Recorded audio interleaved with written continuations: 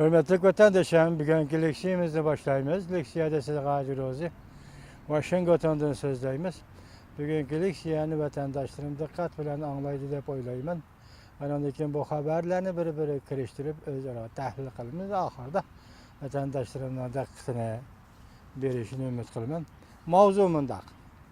Amerika Qo'shma Shtatlar Davlat Majlisi Kengash palatasi oz uchraydigan bir ahvolda Çavuşan meselesi doğrusunda məxfi doklad anlaş guahlık beriş yığını ötküz. Mavzulu haber 4. ayının 25. günü Amerika avazının Xitay tili programımız ilan kılın. Haber mındak başlan. Amerika Qo'shma Shtatlar Prezident Trump hükümetinin yuqori derəcək əməldarları Çavuşan vəziyyət doğrusu Ağsarayda.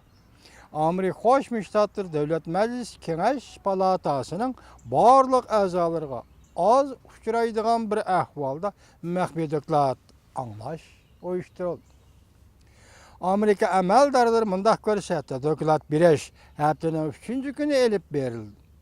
Məxfi doklad bərgüçülər cümlədən Dövlət Müdafiə Ministeri James Mattis, Amerika Qo'shma Shtatlarının Dövlət İşlər katibi Rex Tillerson, Dövlətlik Axbarat Baş Təftiş Məhkəməsi və Təftişi Kes ve müşterek ştab başlığı General Deng Foda qatarlıqlardan ibaret. Kengash palatasının 100 nəfər əzası yığınğa toluq qatnışqa təklif qılındı.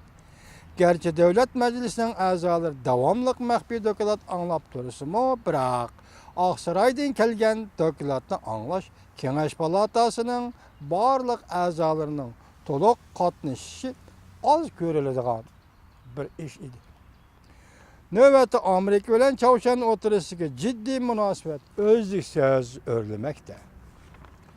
Həftənin 1. günü Prezident Trump Ağsarayda ayrım halda Yaponiyanın vəziri Shinzo Abe ve Cungunun reis Xi Jinping bilen telefonda söhbətləşdi. Çavuşan vəziyyətini mühakimə qıldı. Prezident Trump Ağsarayda Birləşmiş Dövlətlər Təşkilatı Bexatarlık Komitetinin əzaları bilen görüşüp Prezident Trump mındaq görsət. Bexatarlık Komiteti Çavuşan'a yeni embargo yürgüzüşkə təyyarlanıb qoyuşı lazım. Prezident mındaq görsətdi. Çavuşan'ın hazırlık halatını kişi qabul qılalmaydı. Yani bir haber. Prezident Trump Ağsarayda Birləşmiş Dövlətlər Təşkilatı Bexatarlık Komitetinin vəkilləri bilen görüşdü. Mavzulu haber 4. ayının 25. günü Amerika avazının Xitay tili programımız ilan kılın. Haber mındaq başlan.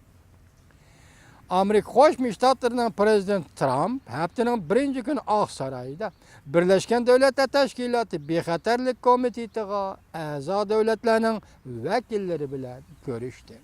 Amerika Qo'shma Shtatlarının Birləşmiş Dövlətlər Təşkilatı turuşluq vəkili Nikki Haley hanım Twitter'ga fikir yazıp mundaq görsət. Mən Birləşmiş Dövlətlər Təşkilatı Bexatarlık Komiteti a'zo dövlətlər vəkillərinə başlap Ağsaray'a kirib Prezident Trump bilen yüz söhbətləşdi. Bu haber ilan qılınğan vakit Prezident Trump ve Dövlət Bexatarlığı məsləhətçisi Mattis bilen Ağsarayda Birləşmiş Dövlətlər Təşkilatı'nın katibi Anton Gates bilen görüşken vaqt doğru geldi. Nekki hali Çavuşan'ı agahlandırıp çeklengen rayından ötediğen bolsan Amerika avval hücum kılıdı dep görüşetti mavzulu haber. 4. ayının 25.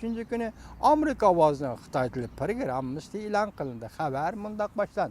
Ben 3 haberde qatar tizip kelivatam hürmetlik vatandaşım. Mabri yani bir yeni haber.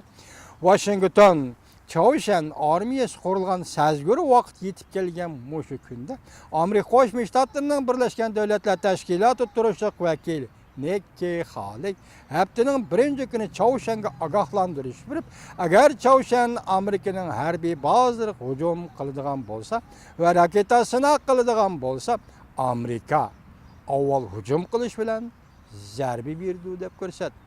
Nikki Haley hanım yani Cungunun Çavuşan meselesi boyunca oynayatqan rolunu mədiyəhlidir. Nekki Hali Hanım haftanın birinci günü Amerika'da köplegen televizyon stansiyonlarının attigellik programı ziyaretini kabul kıldı. Memleketlik radyo şirketi NBC muhbirinin ziyaretini kabul kılganda Nekki Hali Hanım mundaq görsetti. Eğer Kim Jong-un harbiy bazılarımızga hücum kılıdığan bolsa, raketa sınak kılıdığan bolsa, naiti enik ki yeş. Şunun oxşarsa biz hem Çavuşen'e avval hücum kılıp zerbi birimiz. Haberden devamını keyinki leksiyamızda anlaş hürmetli vatandaşlar.